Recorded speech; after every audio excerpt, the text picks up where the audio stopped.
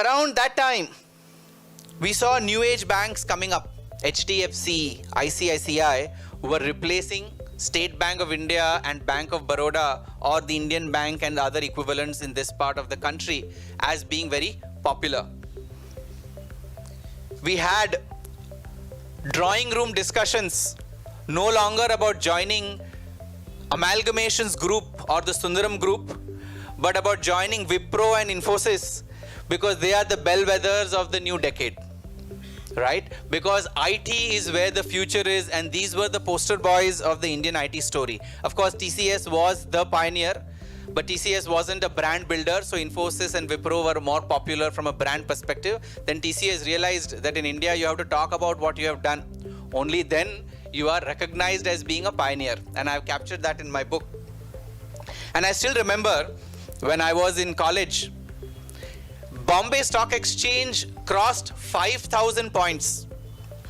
And people went on top of the Bombay Stock Exchange and released 5,000 balloons to commemorate the 5,000 mark. In the last 20 odd years, we have grown 7 times. We are now at 35,000 points. The other story was about the IT boom in the Silicon Valley. People wanted to go there. There's a study which shows that from around 1950 to 1985, 25,000 graduates of IIT had settled down in the Silicon Valley. The entire subsidized taxpayers' money for IIT education was contributing to the success of the Silicon Valley, and India continued to grow at the Hindu rate of growth.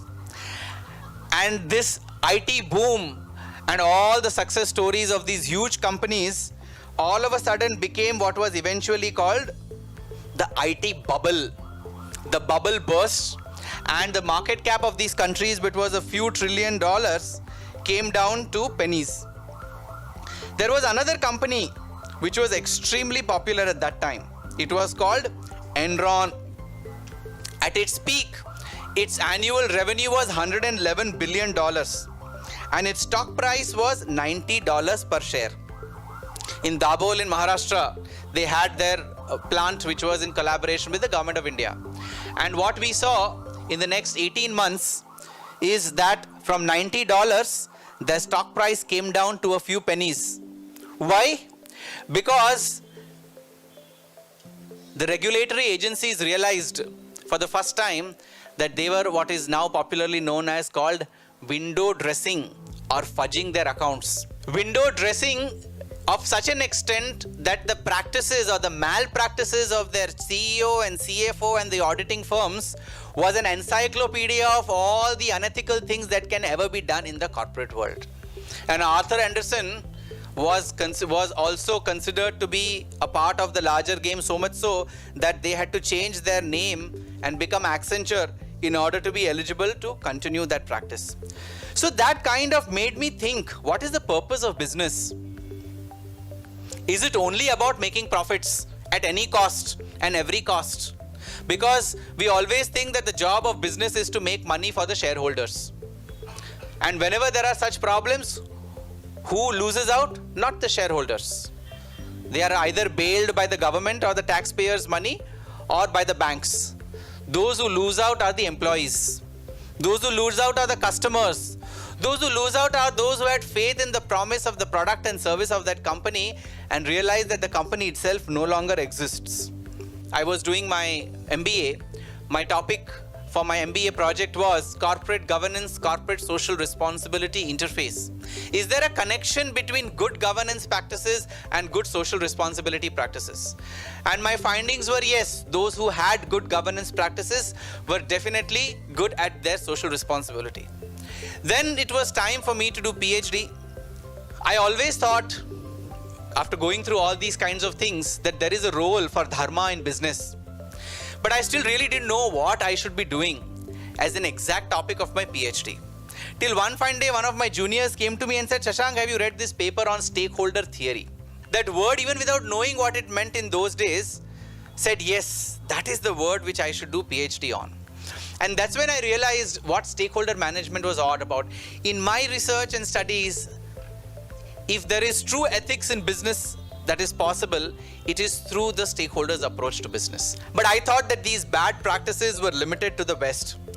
So I felt India is very good. India doesn't make mistakes, not knowing all this history. So I realized in the course of my PhD that Enron's brother was not anywhere else, it was in our neighborhood. And the name of Enron's brother was Satyam. The company which was given the Golden Peacock Award for Corporate Governance and whose name itself was Satyam became the poster boy of Asatyam and of fudging of accounts to the tune of thousands of crores. So this came back to the fundamental question, that is short-termism the objective of business? Earning money in the short term, the Q to Q, quarter to quarter approach of business, is that what business is meant to be all about?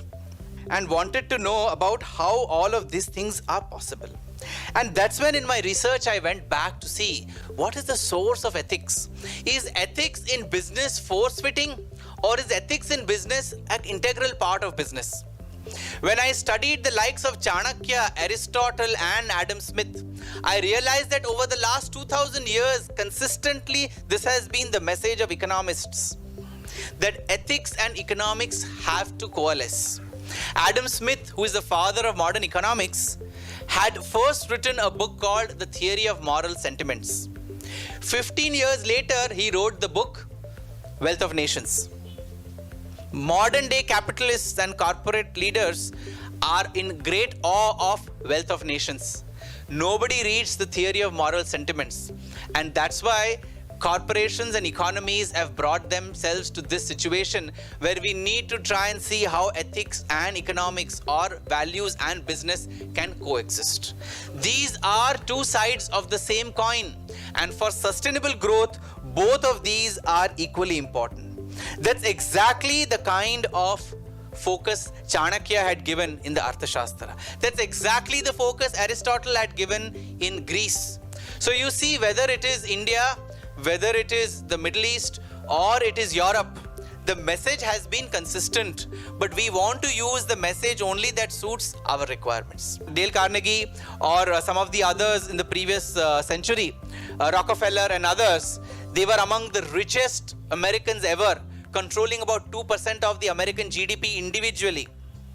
And then they had this Rockefeller Foundation and the Carnegie Mellon University and all of that. But they were called robber barons. Robber barons, why? Because at the peak of their prosperity, their objective was to earn money by exploiting the system and create a monopoly so that they can thrive. After earning all that money and satisfying their requirements of being the greatest and most successful businessmen, they said, okay, now we are so great, we will give back to society. This is typically what all of us do. Make all the mistakes in life and then go to Tirupati and shave our head. And think that by shaving our head, Lord Venkateshwara is most pleased. Oh, you know, I went there and shaved my head and came. Means are as important as the ends. That is the fundamental of ethics. And what are the right means of doing business? The right means of doing business is when the interests of all your stakeholders integrated into the corporate strategy.